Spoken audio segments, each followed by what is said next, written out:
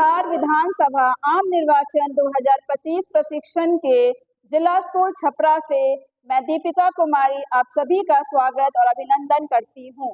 आज मैं आप सभी के समक्ष हमारे ईवीएम के M3 मॉडल के मशीन्स की कनेक्शन की प्रस्तुति देने जा रही हूं। सबसे पहले हम इंट्रोड्यूस करेंगे हमारे ईवीएम के तीनों मशीन्स को। फर्स्ट है हमारा कंट्रोल यूनिट जो एज अ ब्रेन वर्क करता है। पूरी ईवीएम मशीन की ये सर्वा है। इस पर 4 सेक्शंस होते हैं।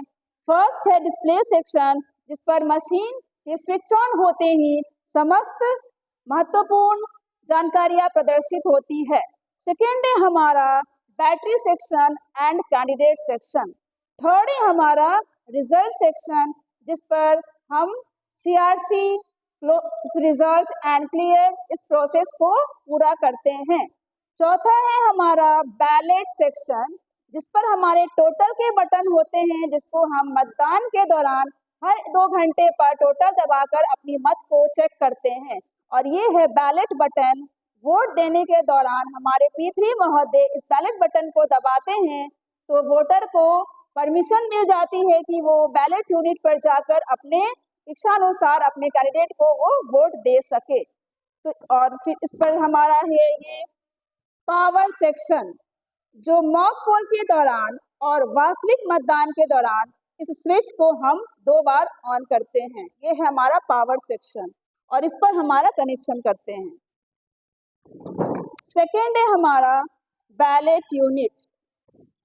Second machine is ballot unit. इस पर हमारे 16 बटन्स बने होते हैं यानी कि 16 कैंडिडेट्स खड़े हैं। जितने कैंडिडेट्स खड़े होंगे बस उतनी ही बटन्स हमारे नीले होंगे, बाकी हमारे बटन्स वाइट होंगे। 16 कैंडिडेट्स नोटा सहित। अगर हमारे कैंडिडेट्स 16 से आगे बढ़ते हैं, 17 कैंडिडेट्स हैं तो हमें दूसरी BO की जरूरत पड़ती है। 17 कैंडिडेट्स नोटा सहित यानी कि 16 कैंडिडेट्स इस पर हो गए, 17वां हमारा नोटा हो गया जिसके लिए हमें दूसरे BO की आवश्यकता पड़ती है जैसे कि हम यहाँ पर जोड़ते हैं। इस तरह से हम 2 BO को जोड़ सकते हैं। थर्ड है हमारा VVPAT voter verifiable paper audit trail. इस मशीन की सिर्फ एक मुख्य गुणवत्ता है, इस पर एक पारदर्शी खिड़की होती है, ट्रांसपेरेंट विंडो जो मतदाता को यह सत्यापित करता है उसने जिस उम्मीदवार को वोट दिया है वोट उसी उम्मीदवार को गई है। तो ये हमारा पारदर्शी खिड़की हुआ। अब हम देखेंगे इस पर होता है एक ड्रॉप बॉक्स। जब हम वोट देते हैं तो जो भी पर्ची यहाँ पारदर्शी खिड़की से कट कर गिर रही है अंदर, इसी ड्रॉप बॉक्स के अंदर वो कटती है।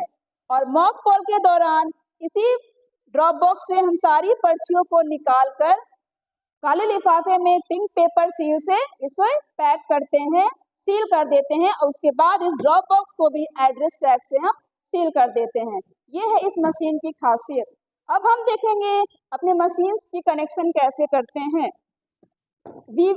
इस कंट्रोल यूनिट में हमारा कोई भी वायर नहीं होता है।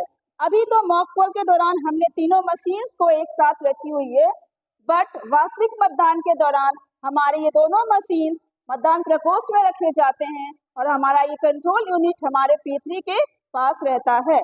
अब हम कनेक्शन करेंगे। हमारे इसमें वायरलेस होने की वजह से VVPAT के वायर को हम कंट्रोल यूनिट में डालते हैं और इसे डालने की तरीका, वायर पकड़ने का हमारा यही तरीका होता है। और red side red section, black side black section. Connect करने के दौरान हमारा ये कट का आवाज किया यानी कि हमारा ballot unit VVPAT and CU connect हो चुका है। फिर हम कनेक्ट करेंगे हमारे बैलेट यूनिट को VVPAT से।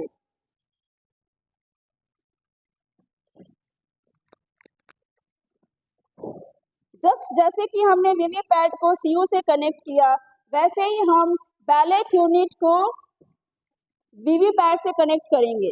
Red side red section and black side black section. और पकड़ने का हमारा वायर का तरीका भी जस्ट वैसे ही होना चाहिए। जस्ट वैसे हम प्रेस करेंगे और ये कट से आवाज करेगा यानी कि हमारा VU और VVPAT भी अब कनेक्ट हो चुका है। तो ये रहा हमारा कनेक्शन। धन्यवाद।